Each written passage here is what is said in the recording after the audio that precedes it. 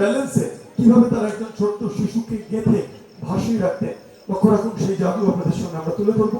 মঞ্চের সামনেটা অনেকটা উঁচু, আমি জানি অনেকের দেখতে অসুবিধা হবে, কারণ ম্যাজিকের মঞ্চ একদম প্লেন থাকলে ভালো হয়, গাঢ় হয়ে গেলে অনেক কিছু আটকে যায়। তবুও আমি দেখানোর চেষ্টা করছি, লক্ষ্য রাখুন, দেখুন।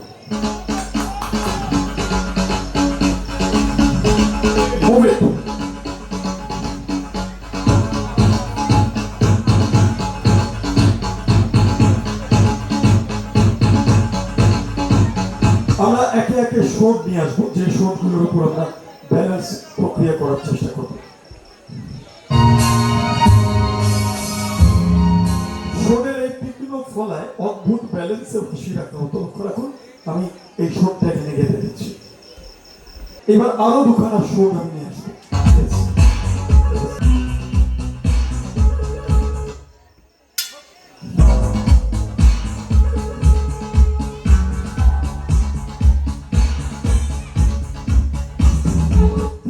শোটের ব্যালেন্সে আমরা ভাসিয়ে রাখার চেষ্টা করবো।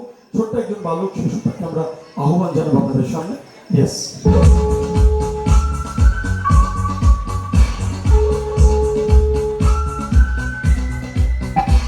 নাও লুক এট মাই আইস। আমার দুটো চোখের দিকে খুব ভালো করে তাকাও।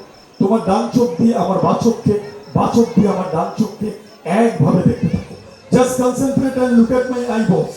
ভালো করে আমার দুটো চোখের দিকে দেখতে থাকো, দেখতে থাকো, একভাবে দেখতে থাকো, দেখতে থাকো, দেখতে থাকো, দেখতে থাকো, দেখতে থাকো, দেখতে থাকো, দেখতে থাকো, দেখতে থাকো। ভাবো ধীরে ধীরে তোমার চোখের পাতা ভারী হয়ে আসছে, তুমি ঘুমিয়ে পড়ছো গভীর ঘুমে, তোমার শরীর হালকা হয়ে আসছে। ইউ আর স্লিপিং, তুমি ঘুমিয়ে পড়ছো গভীর ঘুমে, শরীর হালকা হয়ে আসছে, বাতাসের মতো হালকা হয়ে যাচ্ছে। তুমি শুয়ে পড়ছো, শুয়ে পড়ছো, ঘুমিয়ে পড়ছো, ঘুমিয়ে পড়ছো, ঘুমিয়ে পড়েছো। আমরা ওকে এবার সম্মোহিত অবস্থায় ভাসিয়ে রাখার চেষ্টা করবো, ব্যালেন্স করে চেষ্টা করছি, লক্ষ্য রাখবো।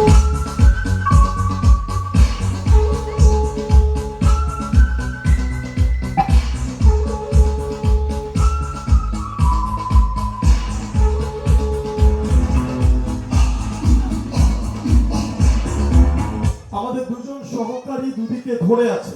প্রশ্ন হচ্ছে ওরা সরে গেলে কি হবে? তিনটে জিনিস হতে পারে। এক, বাচ্চাটা তরোয়াল থেকে পড়ে যেতে পারে, তার ব্যথা বেদনা চোট লাগতে পারে। দুই, বাচ্চাটা গেঁথে যেতে পারে তরোয়ালে, একটা দুর্ঘটনা ঘটতে পারে। তিন, বাচ্চাটা ভেসে থাকতে পারে।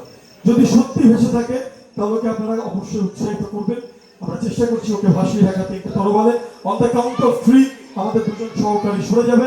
নাও রেডি, 1 2 and 3 মুভ। মাত্র তিনটে সরে তীক্ষ্ণ ফলায় আপনাদের চোখের সামনে অদ্ভুত ব্যালেন্সে ও দেখুন নিজেকে কিভাবে ভাসিয়ে রেখেছে। আরো অনেক ভালো করে দেখানো যেত যদি সামনের এই গার্ডটা না থাকতো। আমি জানি আপনাদের অসুবিধা হচ্ছে, এই মুহূর্তে কিছু করার নেই, কিন্তু এটা ফিক্সড লোহা দিয়ে লাগানো। চলে আসছি পরবর্তী এক্সপেরিমেন্টে। তিনটে শোডের থেকে যদি সরি না হয় একটিকে, মাত্র দুটো শোডের ফলে দেখা যাক ওকে ভাসিয়ে রাখা সম্ভব কিনা। যদি সত্যি সত্যি ভাসিয়ে রাখা সম্ভব হয় তাহলে ম্যাজিকটা আরো সাফল্যের দিকে যাবে। আমরা সরিয়ে ফেলছি একখানি শোড।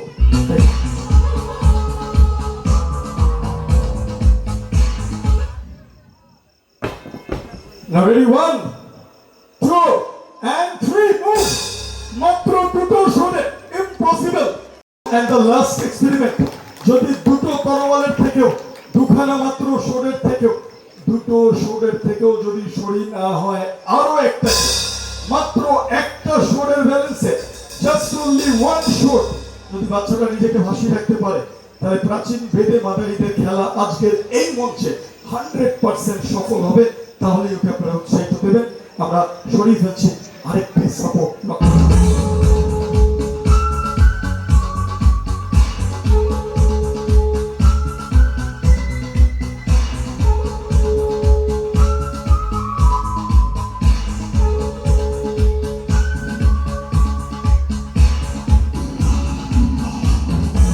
আমাদের দুজন সহকারী ধরে আছে, ওরা সরে গেলে জানি না কি ঘটবে।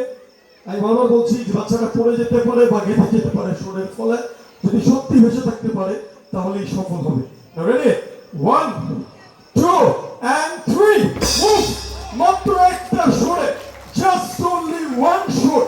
The little boy is completely balanced one should only. আমরা রিং পাস করে আরো ক্লিয়ারলি আরো পরিষ্কার ভাবে আপনাদের সামনে দেখাতে চাই। লক্ষ্য রাখুন, পরিষ্কার আলোয় আপনাদের সামনে দেখিয়ে রয়েছে এবং ও ঘন্টার পর ঘন্টা এইভাবে ভেসে থাকতে পারে সম্মোহিত অবস্থায়, কমপ্লিটলি হিপনোটাইজড অবস্থায় এইভাবে ভেসে রাখতে পারে নিজেকে। লক্ষ্য রাখুন, আমরা রিং পাস করে আরো পরিষ্কার ভাবে দেখানোর চেষ্টা করছি।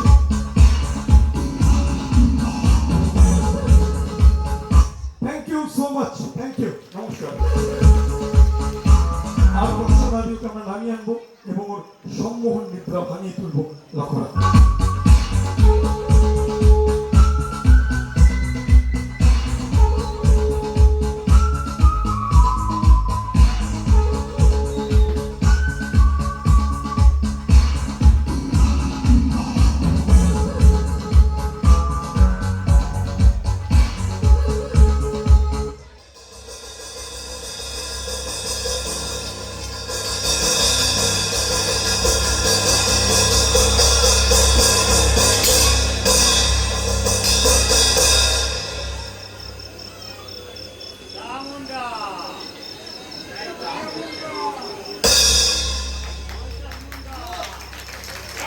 এতক্ষণ ও যে আমার সঙ্গে সহযোগিতা করলো, ও কিন্তু কলকাতা থেকে আসা আমাদের কোনো ট্রেনিং প্রাপ্ত সহকারী নয়। ও আপনাদেরই এলাকার ছোট্ট একজন শিশু। অদিতিকে দেখে তোমার কি গান করতে ইচ্ছে করছে? কি দারুণ দেখতে! কি কি? আরে অদিতি, হ্যাঁ সত্যি তাই। কি দারুণ দেখতে! চোখ দুটো টানা টানা, আচ্ছা, আর গায়ে শুধু গন্ধ। ওহ, না ওকে মঞ্চে বেশিক্ষণ রাখা যাবে না। অদিতি তুমি বসে পড়ো। এই চলে যাচ্ছে, হ্যাঁ চলে যাচ্ছে। চলে যাচ্ছে। আরে বাবা হ্যাঁ, আচ্ছা সকলকে এবার বলো, তুমি তো দেখছি পড়াশোনা জানো, সবই জানো। আচ্ছা তুমি বরং বলো, তুমি ইতিহাস জানো? ইতিহাস জানি, আমাদের ক্লাসে করাতো। ইতিহাস জানো? তাহলে সকলকে বলো তো, ইতিহাসে একটা রাজা, একটা নবাবের নাম। ইসলাস দৌলা। একদম ঠিক, সিরাজ দৌলা। তাহলে সকলকে বলো তো, সিরাজ দৌলা দু ভাই তার আমরা জানি, তার আরেক ভাইয়ের নাম বলো তো। সিরাজ দৌলা, হ্যাঁ তারপর? কাঁচাগোল্লা, তারপর? রসগোল্লা হচ্ছে। না, তোমার দ্বারা পড়াশোনা হবে না। আমি বরং তোমার বিজ্ঞান নিয়ে প্রশ্ন করি। তুমি বলো, আম ক জাতের? হিন্দু আর মুসলিম আম। না, আমি যেমন একটা আমের নাম বলছি, যেমন ধরো ল্যাংড়া। তাহলে কানা খোরা। না না